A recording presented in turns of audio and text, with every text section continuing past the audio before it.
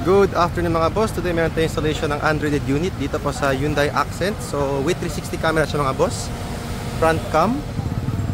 Tapos side camera. Dito tayo ikot sa kabila. Tapos papasok tayo dyan mamaya sa loob. Ito sa kabila. Tapos rear camera mga boss. Yan. Lahat ng camera na yan mga boss is recording po siya. Para na po siyang dashcam. So pasok po tayo. So itong setup nila Madam, all the way from Dipolog pa po sila is 9 inches. Kasama na po itong panel. Oh, ating flash. Itong panel po is kasama na. As you can see, fit na fit po yan.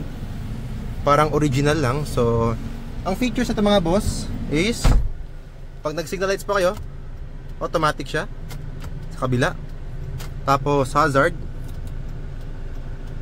Yan, dalawang camera yan mga boss. Tapos pag nag-reverse din po kayo,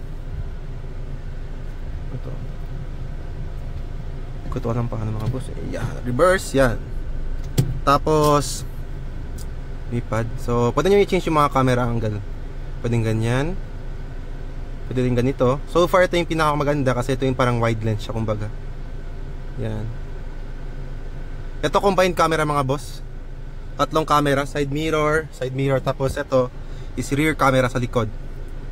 Tapos, pwede natin i-adjust yung time out para hindi siya magko-close agad, 60 seconds. Tapos pwede po siyang i-record status, i-enable pag mayroon na po kayong USB. So dito po yung USB slot, dalawa. Lagyan na lang po ng USB para mag-record siya. Tapos SIM card slot, any network mga boss. Quick demo lang to mga boss ha. Tapos of course mga apps, meron tayo ditong DSP. Ito mga boss yung pampaganda ng sound. You can set it up, pwedeng ganito, flat, power, vocal, jazz, mga something like that mga boss. CarPlay, tsaka Android Auto po, wireless, Bluetooth, working, music, radio mga boss. Test natin. Search tayo ng station.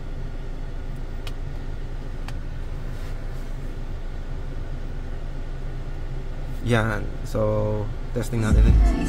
Working radio. Tapos mga boss, off natin. Mute natin, mute. So, pero din kayong maps, Google Play Store. So, literally mga boss, any application po sa Play Store, pwede nyo po i-install dito. Voice command mga boss, meron din tayo niyan. Ito lang, for example, yan, turn on navigation. I-click nyo lang to. Tapos magsalita pa kayo. Tapos we have your YouTube. So lahat yan mga boss, magagana yan pag meron na pong Wi-Fi. So ngayon mga boss, medyo malayo tayo sa shop, kaya hindi abot yung Wi-Fi. So hindi natin maabutan yan. So pwede nyo po lagyan ng SIM card. As you can see here mga boss, meron siyang signal. So once po may SIM card na, may data connection na po siya, 4G plus yung maximum. Tapos itong maps mga boss, ang maganda dito, kahit wala kayong internet, gagana yan siya. Kasi meron po siya tinatawag na offline maps, which is pwede niya po siya i-download para po kahit walang internet yung lugar, gagana po siya.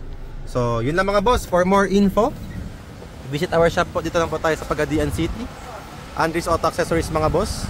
Yan. Ito yung ating reference landmark mga boss. Yan, Kasadya Shell Gasoline Station po sa Purok, Bahada Dao. So itong road na to mga boss is Barangay Banales siya. So itong road going doon is Rotonda na yan siya mga boss. Tapos ito dito is going Zamboanga City. So malaki naman yung signage natin mga boss. Kung hindi nyo mahanap, sa look lang sa right side pag going kayo ng Zamboanga City, ito yung makikita nyo. So pasok lang po kayo mga boss. Peace!